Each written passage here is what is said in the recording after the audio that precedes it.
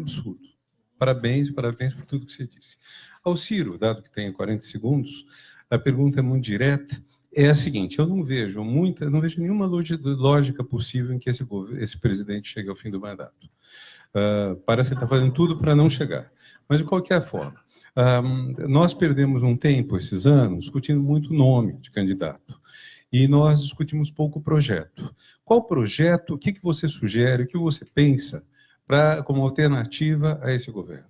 Quer dizer, seja esse governo terminando o mandato, seja a gente forçando ou, de alguma forma, levando a mudar de posição, seja mesmo no caso de ocorrer a falência autogerada dele. Eu também não prevejo bons tempos para a conjuntura próxima do Brasil, e isso, para mim, pela minha experiência, estava escrito, estava dado, porque eu conheço o Jair Bolsonaro, eu fui colega dele, 4 anos. É um energúmeno, uma pessoa... Desculpa, eu estava esperando 100 dias, mas não está dando para esperar. E ele está tentando terceirizar uma presidência da República, mas terceirizar de uma forma fragmentária e absolutamente inconciliável. Então, você tem o lado familiar, 4 figuras absolutamente estranhas, o 01, o 02, o 03 e o 04, que passou todas as meninas do condomínio, mas não lembra da... Isso é frase dele, do presidente da República, traduzindo as palavras do 04, que é o filhinho mais novo, que namorava com a filha do cara que matou a Marielle. Veja onde nós estamos. O outro grupo é um grupo de malucos, lunáticos mesmo. Um subiu a goiabeira e teve uma epifania, né? Acho pouco modesto, mas sabe lá, né? O outro é o seu sucessor, o ministro da Educação, um negócio de doido, completo, de pedra. Assim. E você tem mais, o ministro do Meio Ambiente, que é um doido, o chanceler, vocês vão ver, ele vai sair do Itamaraty de camisa de força. Eu estou dizendo para vocês sem nenhum exagero. E o que tem ali de moderador me constrange muito pelo desdobramento, é o militar. Então, o Bolsonaro tem 8 ministros generais, mais do que o Médici, do que o Figueiredo, do que o Geisel. 8 ministros militares que cultivam uma certa decência, que estão me decepcionando todo dia, porque havia uma história de nacionalismo, que não tem mais nenhum, porque essa vassalagem que está acontecendo, por exemplo, da submissão do Brasil a uma agenda estúpida dos americanos para abordar a crise da Venezuela, é absolutamente contra todas as formulações e, mais modernamente, o Plano Nacional de Defesa. A entrega da Embraer, o esquartejamento da Petrobras, a entrega de Alcântaras, a base de Alcântara, permitindo que o engueto no território do Brasil seja não visitável por brasileiros que não se credenciem, a abertura unilateral de vistos para uma nação que não dá reciprocidade, isso viola desde o Barão do Rio Branco princípios graves. Então, isso vai dar em confusão. Então, eu não estou prevendo nem golpe, a personalidade ali é uma psicologia mais de Jânio Quadros, né? Um mané doidão que, quando vê a coisa degringolar e os filhos provavelmente serem chamados a negócio de explicar os laranjas e tal, e os Queiroz da vida, renunciar em troca de uma proteção. Assim, é pura arbitrariedade aqui o que eu estou dizendo. E uma tutela militar, que é o que se oferece como alternativa de curto prazo para o Brasil, o que não é nada bom. E eu estou absolutamente convencido de que o nosso problema se agrava pelo tipo de oposição que o PT hegemonizou. Quer dizer, o PT, como não pode explicar nada disso, quer dizer, o ensino médio degradando, a infraestrutura do país degradando, a renda per capita caindo, o coeficiente de Gini subindo e tal, isso meio que vai subtraindo, vai erodindo no imaginário popular e no seu dia a dia a boa lembrança do Lula. Não por acaso, então, para eles não existe mais projeto, não existe mais debate, não existe mais... É um caudilismo à sul-americana, muito conhecido, e tentar se refugiar no lulismo, né? Pela memória de gratidão justa, a propósito, porque ele, de fato, melhorou muito a vida das pessoas. Coisas estruturais, quase nenhuma, a não ser a expansão do ensino superior. O FIES é um desastre, ainda virá esse outro escândalo proximamente, o buraco no FIES. Eu não falei aqui do endividamento das famílias, mas fração disso são quase 7 bilhões de reais que os estudantes brasileiros estão devendo, inadimplindo com o FIES. 7 bilhões de reais. E financiando Arapucas, como se fosse universidade. Então, essa força aperfeiçoa aquela. Isso, então, agrava o nosso drama. O que é que nós precisamos fazer? Ora, isso é da milenar sabedoria. Nós precisamos trocar o campo da batalha. Se nós formos discutir mamadeira daquilo, viu ou não viu o onipotente na goiabeira? Qual é a cor preferencial que as crianças devem vestir na tenridade e tal? Nós estamos simplesmente aperfeiçoando a estratégia.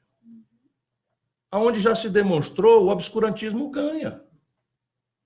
Por quê? Porque é simples assim. Se a gente impuser o campo de batalha ser uma discussão sobre emprego, salário, aposentadoria, acesso à saúde que preste, acesso à educação que qualifique, segurança pública, moradia e transporte, 98% do povo brasileiro tende a uma empatia conosco. Conosco, eu digo, os que do centro à esquerda temos um compromisso nacional de desenvolvimento, de superação da desigualdade, da miséria, da barbárie, da violência. Sabe quantas mulheres foram estupradas no nosso país nos últimos 12 meses, oficialmente? E supõe-se que isso é 10% do número real, porque as mulheres têm vergonha de ir às delegacias, são maltratadas, muitas vezes são culpadas pelas autoridades despreparadas do país, como se vítimas não foram de violência. 60 mil inquéritos de estupro aconteceram nos últimos 12 meses no Brasil. É uma barbárie. O país, a República, está se esfrangalhando.